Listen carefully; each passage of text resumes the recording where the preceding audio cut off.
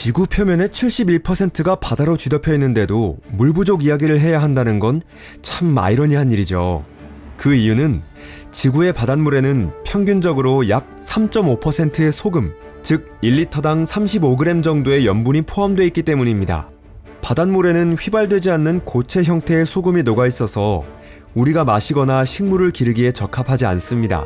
사람이 마시기에 적합한 소금 농도는 1리터당 0.2에서 0.4g, 퍼센트로는 0.02에서 0.04% 정도이며 최대 허용치는 1리터당 1g입니다. 계산해보면 지구에 존재하는 모든 물 중에서 인간이 활용할 수 있는 담수는 고작 2.5%밖에 안 된다고 해요. 게다가 이 담수의 69%는 남극과 북극, 그리고 그린란드의 빙하 속에 갇혀 있습니다.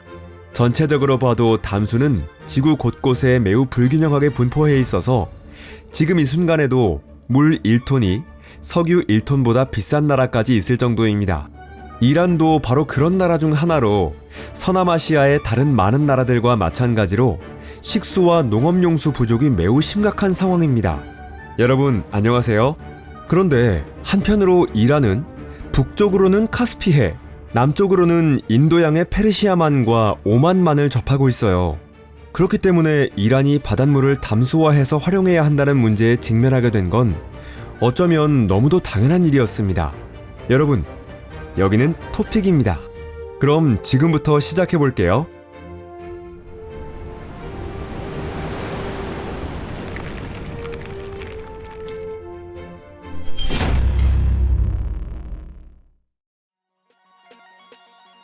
모범이 된 이스라엘의 기술. 이란과 이스라엘은 서로 적대적인 국가지만 공통된 문제를 꽤 많이 안고 있습니다. 그중 하나가 바로 심각한 담수 부족 문제죠. 이 문제를 해결하기 위해 이스라엘이 채택한 방식은 꽤 효과적이었기 때문에 이란 역시 이와 같은 방식을 도입하게 된 건 어쩌면 당연한 결과였습니다. 실제로 이스라엘에서는 생활용수와 산업용수 소비량의 무려 85%를 지중해 바닷물을 담수화한 시설에서 공급받고 있습니다. 이 담수화 시설에는 역삼투막 기술이 활용되고 있는데 이 방식은 다른 담수화 기술보다 훨씬 적은 에너지를 소비한다는 장점이 있습니다.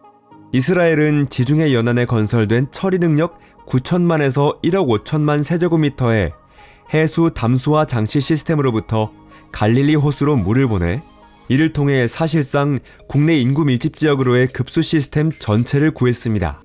왜냐하면 1964년에 건설된 급수 시스템은 담수호인 갈릴리 호수에서 물을 끌어오는 방식이었는데 그 영향으로 갈릴리 호수의 수위가 점점 낮아져 머지않아 완전히 말라버릴 수도 있었기 때문입니다. 하지만 지중해 바닷물을 담수화해 사용하는 방식이 도입되면서 이런 위협은 사실상 완전히 사라졌습니다. 이처럼 담수화된 물을 효율적으로 활용하기 위해서라면 이란도 반드시 이스라엘의 경험을 참고할 필요가 있습니다. 이스라엘의 급수 시스템에서는 물 손실률이 겨우 3%밖에 되지 않거든요. 반면 영국은 무려 30%의 물이 손실되며 불가리아는 50%, 루마니아는 무려 70%에 달합니다. 이제는 우리도 이스라엘을 본받아야 하지 않을까요? 지하수 활용 측면에서도 이스라엘에게서 배울 점은 충분합니다. 예를 들어 이란의 수도 테헤란에서는 도시 급수를 위해 지하수를 너무 많이 퍼올린 탓에 지금은 매년 25cm씩 땅이 꺼지고 있으며 이대로라면 대재앙으로 이어질 수 있습니다. 사실 이스라엘도 비슷한 위기를 겪은 적이 있었지만 지금은 지하수 사용을 크게 줄이고 바닷물 담수화 방식으로 전환한 상태입니다. 이란의 물 문제. 하지만 이란의 물 문제는 이스라엘보다 훨씬 더 심각한 수준입니다. 무엇보다 이란은 담수 부족이 대규모로 발생하고 있습니다. 더 쉽게 이해하실 수 있도록 아미르 카비르 댐의 현 상황을 사진으로 함께 보시죠. 이 댐은 테헤란에서 63km 떨어진 곳에 위치해 있으며 이곳의 수로를 통해 테헤란과 수도권 농지로 물이 공급되고 있습니다. 푸른 하늘과 완벽하게 어우러진 환상적인 초록빛 댐 호수를 바라보다가 시선을 조금 옮기면 호수의 수위가 몇 미터나 낮아진 걸 확인할 수 있습니다. 이는 강수량이 크게 줄어든 탓으로 지난해에만 무려 21%나 감소했습니다. 이란 수자원 관리공사 대표의 말에 따르면 2025년 이란의 전체 댐 유입량은 전년도에 비해 33%나 줄어들었다고 합니다. 그 결과 아미르 카비르 댐뿐만 아니라 샤미르, 니안, 자얀데르드 같은 주요 댐들의 수위도 줄줄이 낮아지고 있습니다. 이러한 사태를 초래한 건 단지 강수량 부족 때문만이 아니라 비합리적인 물 사용 방식과 지하수층 고갈, 그리고 기후변화까지 복합적으로 작용한 결과입니다. 자연으로부터 유입되는 물의 양은 해마다 줄어들고 있는데 반대로 물의 소비량은 계속해서 증가하고 있습니다. 특히 물 소비량 증가에 큰 영향을 준 건 이란 인구가 약 4배나 늘어났다는 점입니다. 지난 60년 동안 이란 인구는 1966년 2,500만 명에서 2025년에는 약 9천만 명까지 증가했습니다. 아마도 산업이 급격히 성장한 것도 물 사용량이 크게 늘어난 또 다른 주요 요인일 것입니다. 최근 들어 물 문제는 위기 수준에 이르고 있습니다. 이는 수백만 명에 달하는 이란 국민의 삶에 나쁜 영향을 끼칠 뿐만 아니라 국가의 경제적, 정치적 안정성마저 위협할 수 있는 심각한 사안입니다. 물 문제의 해결책을 찾아낸 이란. 지금까지 보신 것처럼 이란은 이런 위기 상황에서 시급히 벗어날 필요가 있었습니다. 가장 먼저 시도한 건 이웃나라들로부터 물을 공급받는 것이었지만 이 시도는 실패로 끝났습니다. 물을 확보하기 위해 이란은 투르크메니스탄을 통해 아무다리아 강의 물을 사용하려 했지만 합의를 끌어내지 못했습니다. 왜냐하면 이미 주변 몇몇 나라들이 이 강에서 물을 끌어다 쓰고 있었기 때문입니다. 게다가 곧 아프가니스탄도 그 대열에 합류할 예정이라 현재는 이 강에서 물을 끌어오기 위한 운하 공사까지 진행 중입니다. 한편 현재로선 물이 풍부한 인더스강이 흐르는 파키스탄에서 물을 구입하겠다는 계획도 무산됐습니다. 결국 이란은 자국의 역량과 천연자원에 의존할 수밖에 없는 상황에 처하게 됐습니다. 이란 정부는 이 문제를 해결할 거의 유일한 방법은 페르시아만과 오만만의 바닷물을 활용하는 것이라는 결론을 내렸습니다. 하지만 페르시아만과 오만만의 바닷물은 염분이 많아 그대로는 식수로 사용할 수 없습니다. 이처럼 고온의 남쪽 바다에서는 염분 농도가 1리터당 40에서 41g에 달해 전 세계 바다의 평균 염도보다도 높습니다. 물론 에너지를 꽤나 많이 쓰긴 하지만 그 대신 효과적인 산업용 해수 담수화 장비도 존재합니다. 이스라엘과 아라비아 반도의 여러 나라들은 이 장비를 아주 효과적으로 활용하고 있죠. 이에 따라 이란 정부도 모든 장단점을 면밀히 검토한 끝에 페르시아만과 오만만 연안의 강력한 해수 담수화 플랜트를 여러 곳 건설하기로 결정했습니다. 그리고 이곳에서 생산한 담수를 수천 킬로미터에 이르는 관계수로와 송수관망을 통해 전국으로 공급하기로 한 겁니다. 가장 먼저 페르시아만과 오만만을 연결하는 호르무즈 해협에서부터 대규모 송수관이 설치됐습니다. 담수화된 물은 이곳에서 호르무즈간주, 케르만주, 야즈드주로 보내지게 됩니다. 이 물 수송 회랑은 총 길이 826km로 연간 1억 8천만 세제곱미터의 담수를 운반할 수 있습니다.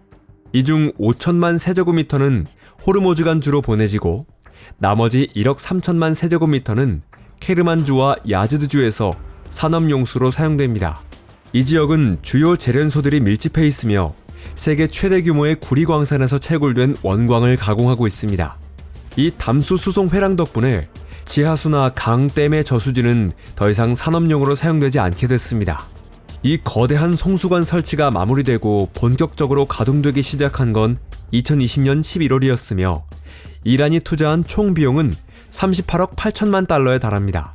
이 송수관 설치가 성공하자 이란 정부는 이 대규모 프로젝트를 계속 이어가기로 결심했습니다. 왜냐하면 1000km에 이르는 송수관만으로는 여전히 물 부족 문제를 완전히 해결할 수 없었기 때문입니다. 이미 설치된 본관과 나란히 여기에서 분기되는 새로운 송수관 건설도 본격적으로 시작됐습니다. 이 새로운 송수관은 총 길이 약 1550km로 연간 2억 세제곱미터의 담수를 공급할 수 있습니다. 두 번째 분기 송수관은 빠르면 2025년부터 가동될 예정입니다. 그리고 이 두 번째 송수관 건설과 함께 2023년부터는 또 하나의 새로운 수로 공사도 시작됐습니다. 이 수로는 오만만에서 출발해 기존 송수관의 동쪽을 따라 같은 주들을 지나 북쪽의 에스파한주와 시스탄 발루체스탄주까지 이어집니다. 이란의 물 문제가 가장 극심하게 드러나는 곳이 바로 에스파한주입니다. 사실 이 지역의 33%는 진짜 사막 지형으로 덮여 있습니다. 이곳엔 이란 전체 사막지대의 10%가 몰려있는 셈입니다. 그래서 이 지역의 물은 그야말로 금값처럼 귀합니다. 이는 단지 비유적인 표현이 아니라 정말 현실 그대로를 보여주는 말입니다. 에스파한주와 시스탄, 발루치스탄주까지 담수화된 물을 끌어오는 건 이란에겐 막대한 비용이 드는 사업입니다. 이 총 910km 길이의 송수관 건설에는 무려 83억 달러가 투입될 예정입니다. 하지만 이 공사가 완료되면 에스파한, 케르만, 야즈드, 호르모즈간 등 주요 대도시들의 급수 문제는 완전히 해결됩니다. 더불어 이 지역의 농업과 성장 중인 산업 분야에도 더 많은 물을 공급할 수 있게 됩니다. 이 프로젝트가 완성되면 연간 총 2억 8천만 세제곱미터의 해수를 담수화한 물이 동부 지역에 공급될 것으로 예상됩니다. 오늘 영상이 흥미로우셨다면 좋아요 버튼을 눌러주시고 SNS로 공유도 부탁드립니다. 시청해주셔서 정말 감사합니다. 그럼 곧 다시 찾아뵙겠습니다. 안녕히 계세요.